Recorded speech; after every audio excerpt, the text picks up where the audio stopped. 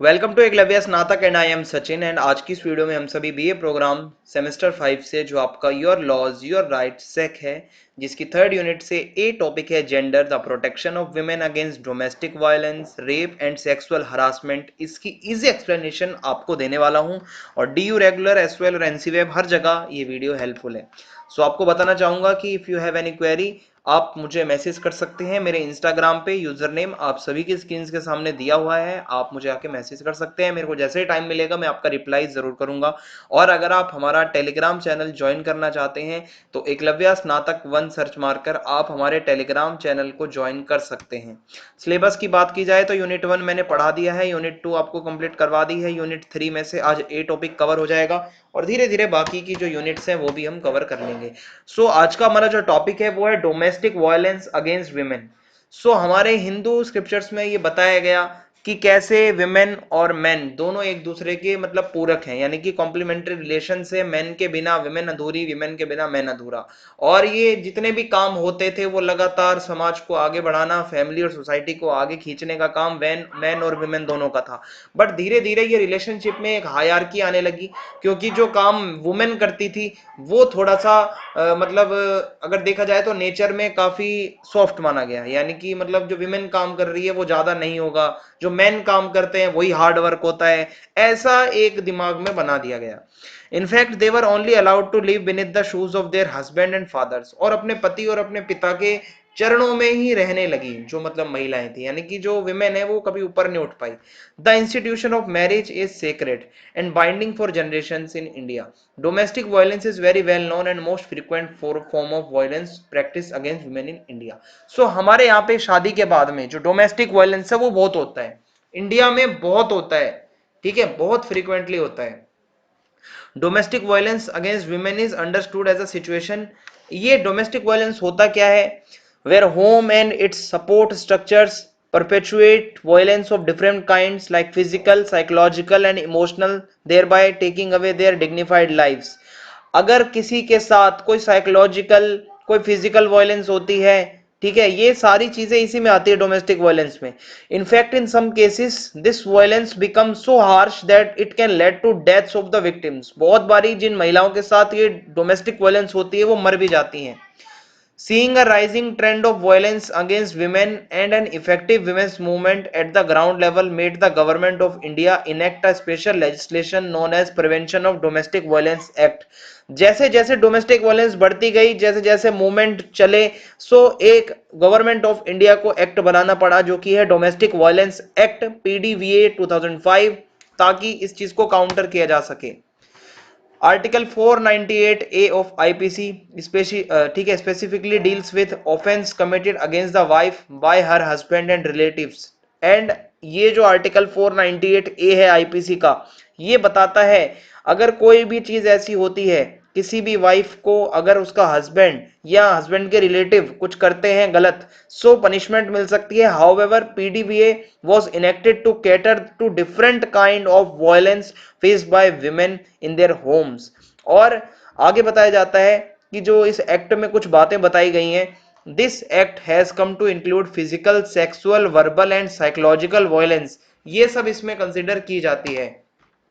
This act has widened the ambit of who all can file the complaint against violence in the domestic sphere by including mother, sister, wife, widow or partners living in a shared household. The complaint can be filed not just against husband only but also against any other male and female members living in the domestic space। जो भी घरेलू हिंसा में, domestic violence में शामिल लोग होते हैं, चाहे वो फैमिली मेंबर हो चाहे कोई भी हो, किसी के भी अगेंस्ट कंप्लेंट हो सकती है। This act has therefore increased the ambit of domestic by including those who had shared their household at some point at time, and that necessarily does not include having marital relationship. This act therefore brought live in relationship within the ambit and thereby providing live-in partners with legal remedy। The complaint can be filed by aggrieved person or protection officers or relatives। कोई भी complaint file कर सकता है। This act also has provision for providing the aggrieved party with medical aid and alternate shelter homes if the situation is grim। अगर हालात खराब होते हैं तो इस एक्ट में बताया गया है कि जो भी वो पार्टी है, अग्रीव्ड पार्टी है, उसको मेडिकल एड भी दी जाए और उनको एक अल्टरनेट शेल्टर होम्स भी मिले। The cases The cases goes for hearing can have directions ranging from counseling to stopping forced evictions of women to jails and punishments.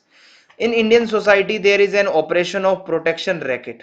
This racket works on creating a ठीक है, यहाँ पे अगर हम आगे देखें, creating a dichotomy between women, feminine, dependent, weak, vulnerable, who needs to be protected, and on the other hand, men, masculine, chauvinist, protector, controller of forces of production and reproduction.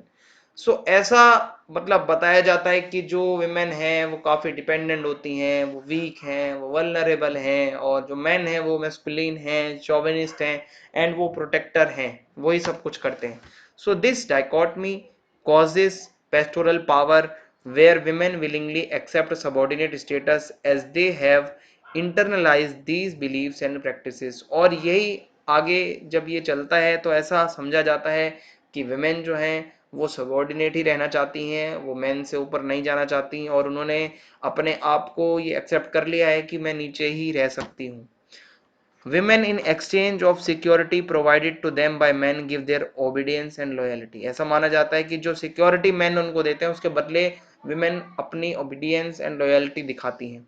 This makes them accept men's unquestionable authority and therefore violence. और महिलाओं को मर्दों की या पुरुषों की जो unquestionable authority है उसको भी फेस करना पड़ता है, एक्सेप्ट करना पड़ता है, और वायलेंस को भी. Most of the times domestic violence cases go unreported in the police station which have led to their deaths. बहुत बारी डोमेस्टिक वायलेंस के जो केस होते हैं वो बहुत बारी अनरिपोर्टेड जाते हैं, और women are either not supported by their kin to bring perpetrators of violence to punishment by trying to save घर की इज्जत. और ऐसा माना जाता है कि बहुत बारी अगर कोई जाता है भाई स्टेशन में कंप्लेंट दर्ज करवाने, तो कह दिया जाता है कि भाई घर की इज्जत जो है वो खराब हो जाएगी अगर कुछ भी ऐसा होता है, बाहर के लोगों को पता चलता है. सो ये सब होता है. और institutional machinery will not investigate. जो मशीनरी है, जो पुलिस वाले हैं, वो भी बहुत बारी मना कर देते हैं, कहते हैं कि आपका घर का मामला है, इंटरनल अफेयर है, आप खुद इसको सॉल्व करिए. ऐसी बात होती है. Domestic violence is considered normal. बहुत बारी क्या है, डोमेस्टिक वायलेंस काफी नॉर्मल मानी जाती है कि भाई क्या हो गया, महिला ही तो है, पिट गई, क्या हो गया. लेकिन ये गलत बात है. Lack of awareness of these laws. जो एक्ट बनाए गए हैं डोमेस्टिक वायलेंस के, इनकी नॉलेज ही नहीं है विमेन के अंदर. It has been seen most of the times victims after gathering courage to go and report the case, the police officer either does not write the report. बहुत बारी महिला हिम्मत जुटा के पुलिस स्टेशन तक जाती है कंप्लेंट दर्ज करवाने, बट पुलिस वाले बहुत बारी मना कर देते हैं कंप्लेंट लिखने से, और उल्टा विक्टिम को ये कह देते हैं कि अपने घर वापस जाओ, घर का मामला है, अपने घर पे सोल्व करो, घर के अंदर लड़ाई हुई है, घर का मामला है. Even when cases are reported, the investigations are not carried out properly. भाई केस भी रिपोर्ट करने के बाद भी इन्वेस्टिगेशन प्रॉपरली नहीं होती. ठीक है. Recommendations for making this act effective. अब इस एक्ट को इफेक्टिव बनाने के लिए कुछ बातें बताई गई हैं. The act will not be effective in reducing overall levels of violence unless the patriarchal mindset of Indian society is dismantled. भाई पहले तो ये पैट्रियार्की जो है ये थोड़ी सी कम करनी पड़ेगी, ये जो माइंडसेट है. Indian women are empowered to recognize that violence is unacceptable. NGOs and government must take additional steps to ensure the act is effective in protecting women. महिलाओं को ये बात समझनी पड़ेगी कि वायलेंस बिल्कुल भी एक्सेप्टेबल नहीं होनी चाहिए. This is completely unacceptable. And जो एनजीओज होते हैं, गवर्नमेंट है, उनको कहीं ना कहीं स्टेप्स उठाने चाहिए. Socialisation process should be initiated in the schools by making it part of the curriculum. Socialisation के बारे में बताया जाना चाहिए. बहुत बारी महिलाएं बताती नहीं है अपने साथ जो होता है. This act should be publicised through various social media platforms so that it reaches the wider audience. And performing gender sensitisation training of all protection officers, police, lawyers, magistrate, judges and all other parties involved in the implementation of the act. ठीक है भाई, बताना चाहिए कि क्या कितना sensitive मुद्दा है ये, और कितनी मतलब प्रोटेक्शन मिलनी चाहिए विमेन को. Number of attorneys available to provide legal representation to victims of domestic violence should be increased by the state. Attorneys जो होते हैं उनको बढ़ाया जाना चाहिए ताकि विमेन को स्ट्रगल ना करना पड़े अपना न्याय लेने के लिए. Number of shelters home for women should be increase. Shelter homes को बढ़ाया जाए और मिनिमम बेसिक जो जितने भी स्टैंडर्ड हैं वो सब मिले, बच्चों को वहां पे पूरा मतलब ध्यान रखा जाए। These shelter homes should also provide them with basic skills that can help them attain some employment to support their children। और ये जितने भी शेल्टर होम्स में महिलाएं रहती हैं इनको कुछ बेसिक स्किल्स सिखाई जाए ताकि वो कोई आगे चलकर अपना काम कर सके और अपने बच्चों को सपोर्ट करें। नेक्स्ट टॉपिक इज रेप, और इसके अंदर हम पढ़ते हैं कि आखिर इसमें क्या क्या आता है। Rape has been rampant in Indian society. This is largely the result of patriarchal mindset which objectifies women's body and therefore sees it as a commodity to satisfy men's lust। So, men's के lust को अगर आप देखें satisfy करने के लिए ज्यादातर rape होते हैं। अगर आप यहाँ पे देखें कि इंडियन सोसाइटी में बहुत कॉमन हो चुका है आज की डेट में कि वुमेन को एक ऑब्जेक्ट की तरह देखा जाता है। As a result man have found it easy to breach the modesty of women without their consent, और बिना वुमेन के कंसेंट के साथ जबरदस्ती करना। ठीक है, as per Indian penal code IPC की article 375 rape is defined as a sexual intercourse without the consent of the victim. Without the consent यानी कि विमेन का कंसेंट नहीं है फिर भी उसके साथ अगर सेक्सुअल इंटरकोर्स होता है तो this is called rape. Okay, and आगे देखते हैं। As per National Crime Records Bureau data 2018 number of rape cases registered all over India below 18 years in भाई 9433। ठीक है, while rape cases registered above 18 years 2018 में अगर आप देखो तो 24,554। Out of these rape cases carried out, 93.3% of offenders were acquaintances to rape victims। जान पहचान वाले ही होते हैं ज्यादातर जो होते हैं रेप करने वाले। Only in 50% of the cases was investigation carried out by the police and disposed by the courts। इनमें से आधे ही सिर्फ जो है इन्वेस्टिगेशन में मतलब सक्सेस मिल पाती है, और आगे आधे से ज्यादा जो विमेन है आज भी वो इधर उधर भटकती रहती हैं अपने जस्टिस के लिए।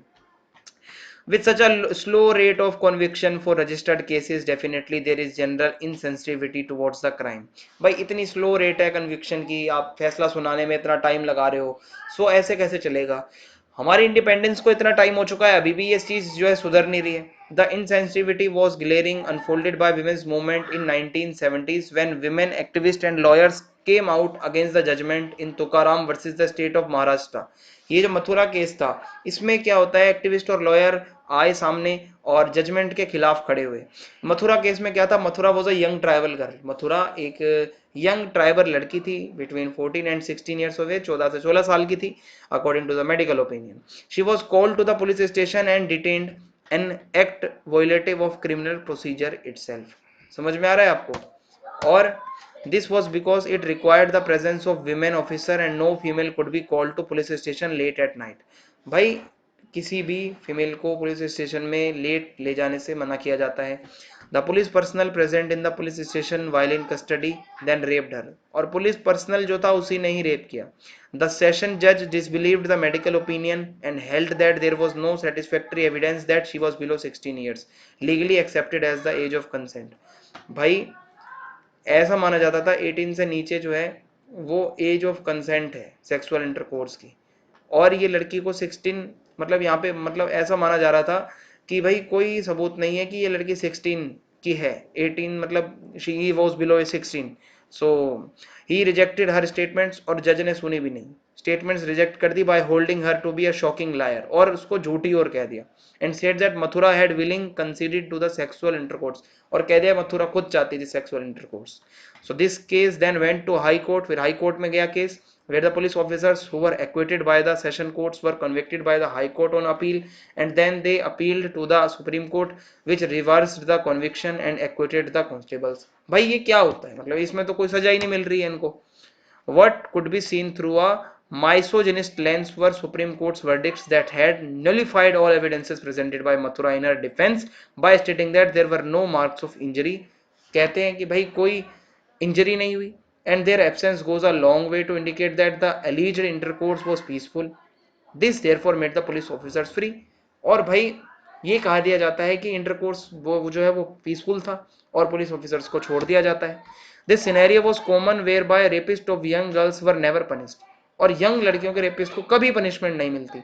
This highlighted the patriarchal lenses that operated in the judiciary, और जुडिशरी में भी पैट्रियार्की दिखने लगी। What was shocking was that the upholders of law, that is the police officers, were the ones who were violating the laws। जो laws को लागू करवाते हैं वो खुद लॉज को तोड़ रहे हैं police officers. Because of this breach 4 law teachers wrote an open letter to the chief justice। जो इस केस के बाद में क्या होता है, 4 लॉ के टीचर्स थे जिन्होंने ओपन लेटर लिखा सीजीआई को, ठीक है, चीफ जस्टिस ऑफ इंडिया को, that this was an extraordinary decision sacrificing human rights of women under the law and constitution, कि भाई ये बहुत गलत हुआ है। The law teachers requested the court to hear the case by a larger bench by having a sensitive eye towards facts that was being said by the victim। कहा गया कि थोड़ा बेंच बढ़ाओ और लोगों को शामिल करो जजमेंट में और फिर सही से देखो एक बारी मामला क्या है। This open letter was followed by demonstrations, demand movements that compelled the government to move for amendment of the law of rape that was of 19th century times। 19वीं सदी से वही एक ही लॉ चल रहा था रेप का, अब इसको अमेंड किया गया क्योंकि डिमॉन्स्ट्रेशन हो रही थी, लोग हड़ताल कर रहे थे भाई, प्रदर्शन कर रहे थे। This led to a drastic amendment of law, and the recommendations categorically stated that the concept of custodial rape as a crime was more heinous than ordinary rape। This would not be acceptable as protectors of law become violators, then definitely justice system will collapse। भाई अगर जो law के protector हैं वही वॉयलेटर्स बन जाएंगे तो justice system कैसे काम करेगा। The insertion of this clause would ensure that sexual abuse of women in custody, care और control by various categories of persons would be prevented. और ऐसा ना हो, ठीक है, और मतलब इसके लिए बहुत ध्यान रखा जाए। Clause of consent in rape cases that led to offenders being discharge, ठीक है, और एक कंसेंट वाला जो मामला था यही बहुत भाई बहुत खराब था। The new law specifically stated that statement by the victims in all types of rape, जो victim है वो statement अगर दे रही है चाहे कैसा भी रेप हो, ये चाहे गैंग रेप हो या रेप ऑफ प्रेग्नेंट women और custodial rape, would solely be admissible on the statement made by the victim, victim की सुनी जाएगी।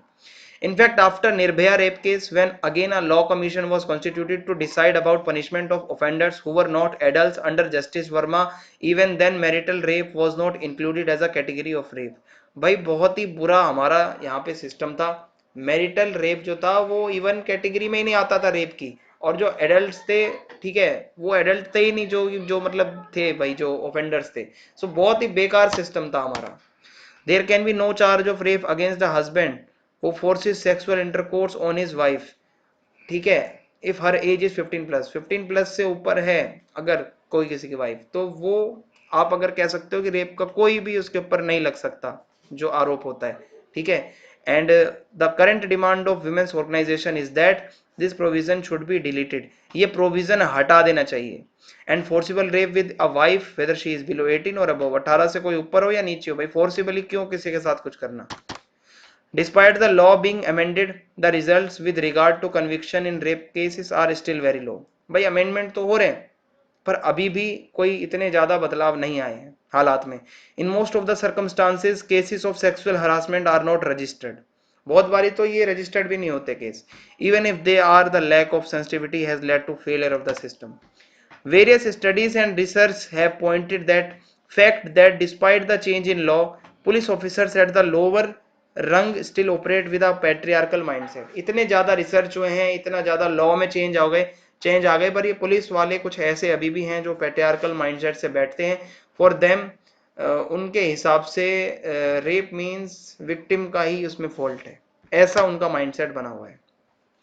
In one case, a young woman was gang raped by 4 police officers while she was in their custody। बताओ, after her husband had been beaten up, the police did not even bother to register the case on the plea that she had made different statements to the legal aid cell and to the police verbally।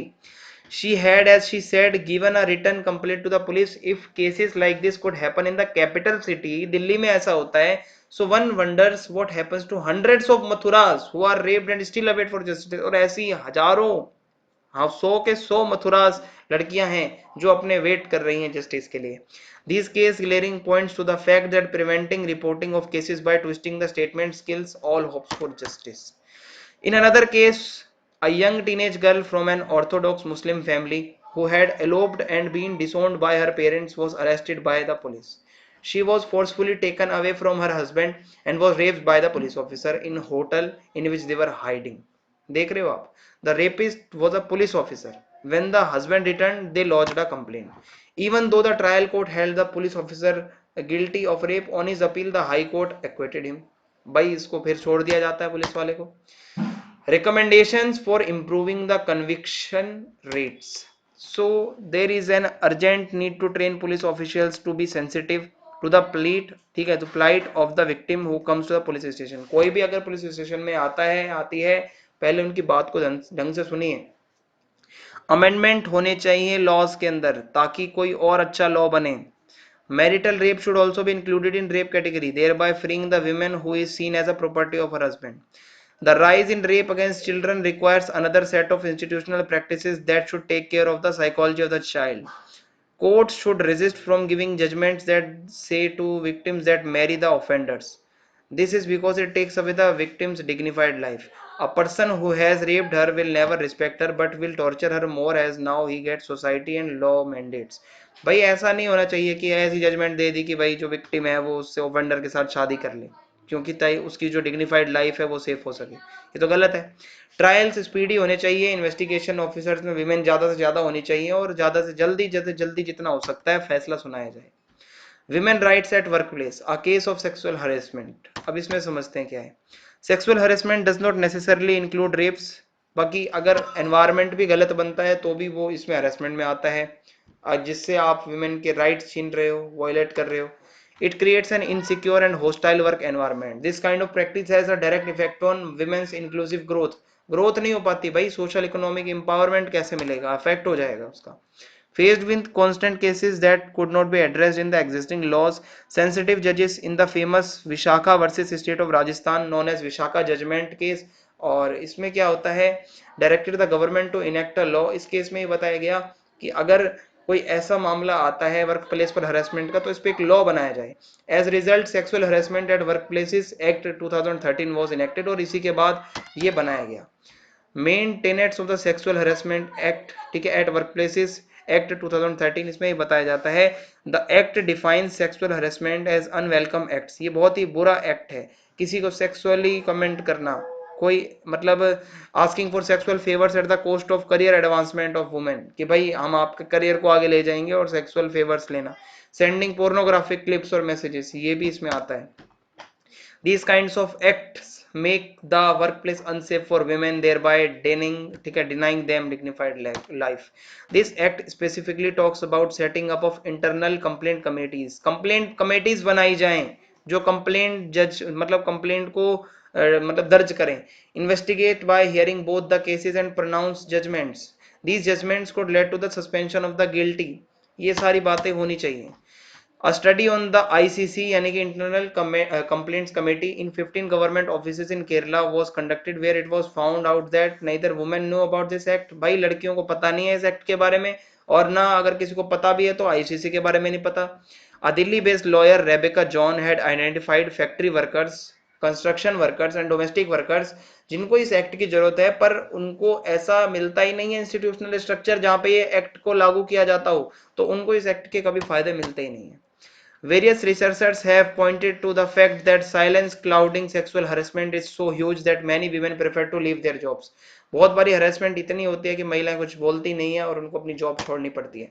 However, the exact figures cannot be stated due to the silence that prevails. भाई बहुत महिलाएं अपनी complaint नहीं करती, सो इस वजह से हमें एग्जैक्ट फिगर्स भी नहीं मिल पाते.